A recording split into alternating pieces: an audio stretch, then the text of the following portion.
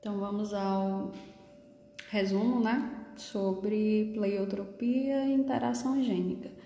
Então, a princípio, nós temos aqui, ó, pleiotropia é quando um par de genes, ele tem a capacidade de originar várias características. Por isso que tá aqui, características A, B, C e por aí vai. Então, lembrem, um par de genes vai determinar várias características. E interação gênica é o oposto.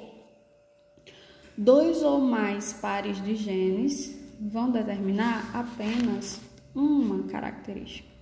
Então, mais uma vez, ó, pleiotropia, um par de genes, várias características. Interação gênica, vários genes, né? Dois ou mais pares de genes que condicionam apenas o surgimento de uma característica. Só que na interação gênica, aí a gente tem que saber mais uma coisinha. Ela vai se dividir em não epistática, que pode ser chamada de simples, e também tem a epistática, que também pode ser chamada de epistasia. Então, a interação gênica pode ser não epistática ou epistática. Na epistática, a gente vai ter um gene que é chamado de epistático, é aquele que tem a capacidade de inibir. Então, ele inibe a ação de um outro gene que está em um outro par de cromossomos. E também tem um gene hipostático, que é o que vai ser inibido, né? Então, temos o epistático, aquele que inibe, e o hipostático, que vai ser inibido na interação gênica epistática. Então, dentro da interação gênica epistática, né, que nós também podemos chamar assim, ó, epistasia, ela se divide em três. Existe a epistasia dominante, é quando esse gene que inibe, ele é o dominante. Então, se eu utilizar aqui uma letrinha, vamos utilizar a letrinha A, né? Então, o Azão, ele vai estar inibindo algum outro gene. Então, imagina que tem também o Bzão, que tem também o Bzinho, que tem também o Azinho.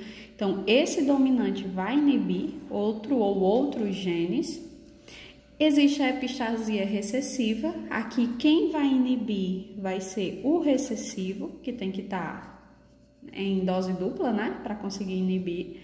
E na epistasia duplo recessiva é porque tanto um par recessivo vai inibir, quanto também o outro par recessivo tem essa capacidade. Os dois juntos podem fazer isso ou separados. Então, por isso que é epistasia duplo recessiva. E a gente vai resolver umas questões para a gente entender, relembrar, na realidade, né, como que é tratada esse assunto de pleiotropia e interação gênica. Então, vamos para uma questão, ó, sobre interação gênica. Cães labradores podem apresentar pelagem chocolate, dourada e preta. Essas cores de pelagem são condicionadas por dois pares de alelos. O Bzão vai determinar o pigmento preto, o Bzinho o chocolate, né, o pigmento chocolate. O gene Izão determina a deposição do pigmento, então precisa ter esse gene para ser preto ou chocolate. Outro gene recessivo Izinho atua como epistático, ou seja, ele inibe, ó, o Bzão e o Bzinho, que produziria a cor ou preta ou chocolate, né? Determinando a pelagem dourada. Aí vamos para a pergunta. Na pergunta temos assim: uma fêmea chocolate foi cruzada com um macho dourado e tiveram 3 filhotes, um de cada cor, como os da foto. O genótipo do macho dourado, vamos lá. Ele quer saber o genótipo do macho dourado e do filhote preto. São, respectivamente, então eu coloquei aqui, para facilitar, o resumo de tudo, ó. Coloquei as 3 cores, né? Chocolate, dourado e preta. Coloquei o que cada gene faz, né? O Bzão é para pigmento preto, Bzinho chocolate, Izão deposição do pigmento e Izinho é epistático sobre Bzão e Bzinho, condicionando a pelagem dourada, né? E ela fala o seguinte também na questão, que foi o cruzamento da fêmea chocolate com o macho dourado, tiveram 3 filhotes, ó, um de cada cor, né? Então, chocolate, dourado e preto. E ao final de tudo, a gente quer saber qual o genótipo desse filhote preto Então, eu tô colocando 4 porque são 4 genes, né? Vocês viram aí que tem Bzão, Bzinho, Izão, Izinho. E também eles querem saber qual o genótipo do macho. Só que para encontrar isso também, eu também tenho que encontrar da fêmea.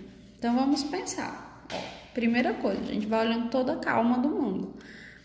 Para a fêmea ser da cor chocolate, ela tem que ter esse gene, não é isso? Bzinho. Se ela tiver o Bzão, já pode ser preto. Então, ela vai ter que ter 2 Bzinhos para ser chocolate, primeira coisa. Para que esse pelo realmente fique dessa cor, ela tem que ter um Izão,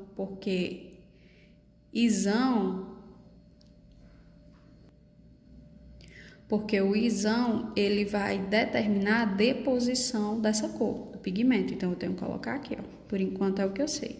Aqui pode ser também, de repente, um Izão ou Izinho, mas vamos com calma, né? Por enquanto, é aquilo que a gente tem como certeza. O macho, para esse macho ser dourado, primeira coisa, ó. Eu já sei que para ele ser dourado, ele tem que ter esse gene aqui em dobro. Porque se de repente tiver esse genezinho, o gene iria determinar a deposição do pigmento. Então, vamos colocar aqui, Izinho, Izinho, para ser dourado. Agora, como é que eu vou saber quais os que ele vai apresentar aqui? É Bzão, é Bzinho? Pelos descendentes.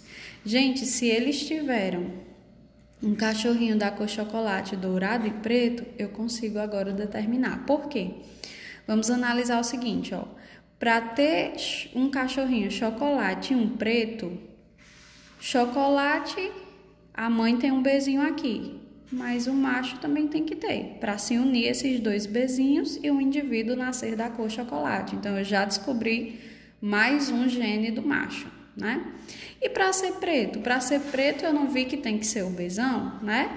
Então, se a fêmea tem 2 Bzinhos, esse Bzão vai ter que vir do macho. Olha aqui que interessante, eu já encontrei o genótipo do macho, é o primeiro genótipo que a gente quer.